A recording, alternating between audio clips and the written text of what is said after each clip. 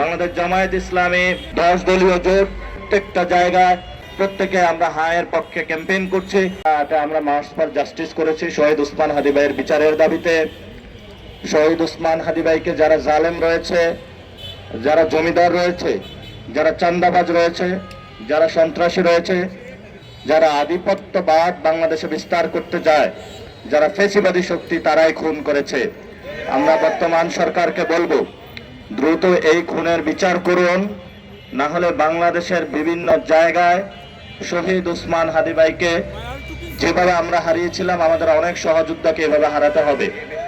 বাংলাদেশে বিচারহীনতার যে সংস্কৃতি রয়েছে, এই সংস্কৃতি থেকে বের হয়ে আমরা একটি নতুন বাংলাদেশ গঠন করতে চাই, যেই বাংলাদেশে আমার বোনেরা নিরাপদ থাকবে, শ্রমিকরা নিরাপদ থাকবে, নারীরা নিরাপদ থাকবে, শিক্ষার্থীরা নিরাপদ থাকবে, আমাদের গুলিস্তানের যে ক্ষুদ্র এবং মাঝারি ব্যবসায়ীরা যারা প্রতিনিয়ত চাঁদাবাজের শিকার হয় তাদের থেকে নিরাপদ থাকবে।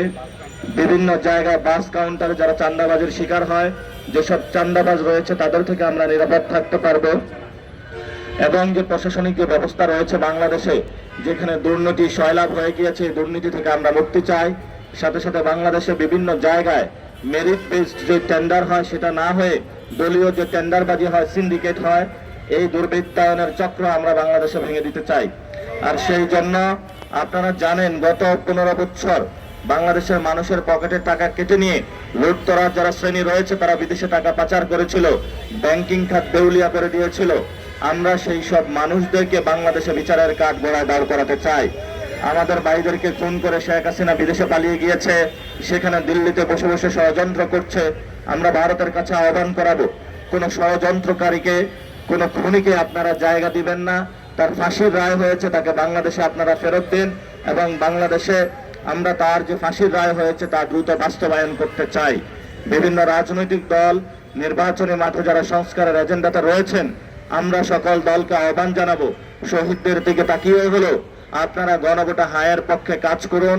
আমরা ডক্টর ইউনূসকে ধন্যবাদ জানাচ্ছি, এই সরকার গণ অভ্যুত্থানের শহীদদের মর্যাদা দিয়ে তাদেরকে তাদের যে আকাঙ্ক্ষা স্পিরিট রয়েছে সেটার প্রতি মর্যাদা রেখে হায়ের পক্ষে ক্যাম্পেইন চালাচ্ছে। এটা বাংলাদেশের স্পিরিটের জায়গা, এটা কোনো দলীয় স্লোগান নয় যে গণভোটে হা দেন। আমরা সেটার সাথে ঐক্যমত হয়েছি। 10 দলীয় জোট প্রত্যেকটা জায়গায় বাংলাদেশ জামায়াত ইসলামী, খেলাফত মজলিস, এবি পার্টি, খেলাফত আন্দোলন থেকে শুরু করে বিভিন্ন দল প্রত্যেকে আমরা হায়ের পক্ষে ক্যাম্পেইন করছি, কাজ করছে। এবং জাতীয় নাগরিক পার্টি দীর্ঘদিন ধরে সংস্কার প্রক্রিয়া স্পষ্টকরণ সহ গণভোটে হায়ের প্রক্রিয়ার জন্য কাজ করে চলছে। জাতীয় নাগরিক পার্টি বাংলাদেশের মুক্তির লড়াইয়ের যে সংগ্রাম রয়েছে সে সংগ্রামের জয়যাত্রা অব্যাহত রাখবে। ঢাকা 8-এ আমরা দেখেছিলাম এখানে অনেক খুন করা হয়েছে। 28 অক্টোবরে এখানে শহীদ ভূমি রয়েছে। শুধু তাই নয়, শাপলাতে আমাদের আলেমদেরকে খুন করা হয়েছিল এই ঢাকা 8-এ। শুধু তাই নয়, এখানে সাম্যকে খুন করা হয়েছিল। আমরা একটি হত্যাকাণ্ডের এ পর্যন্ত বিচার বুঝে পাইনি। এই বিচারগুলো বাংলাদেশে আমরা দ্রুত বাস্তবায়ন চাই। সাথে সাথে ঢাকা 8-এ আমরা নারীদের জন্য নিরাপদ আবাসস্থান গড়তে চাই। ঢাকা 8-এ আমরা শিক্ষার্থী যারা রয়েছে তাদের আবাস স্থল যেটা রয়েছে সেটার সুন্দর নিরাপদ একটি ব্যবস্থা করতে চাই। শিক্ষক, বুদ্ধিজীবী সমাজ থেকে শুরু করে ছাত্র এবং ব্যবসায়ী যারা রয়েছে তাদের মধ্যে একটি কানেক্টিভিটি তৈরি করে যার মাধ্যমে সুন্দর একটি ঢাকা 8 গঠন করতে চাই, যাতে কোনো শিক্ষার্থী এখানে টিউশনি করে চলতে না হয়, বরঞ্চ সে প্রথম বর্ষ থেকে বিভিন্ন কোম্পানিতে গিয়ে সেই কোম্পানিতে গিয়ে ইন্টার্ন করে বিভিন্ন জায়গায় তার যে কার্যক্রম ক্ষমতা সেটা গড়ে তুলতে পারবে, এমন একটি ঢাকা 8 ব্যবস্থা গড়ে তুলতে চাই।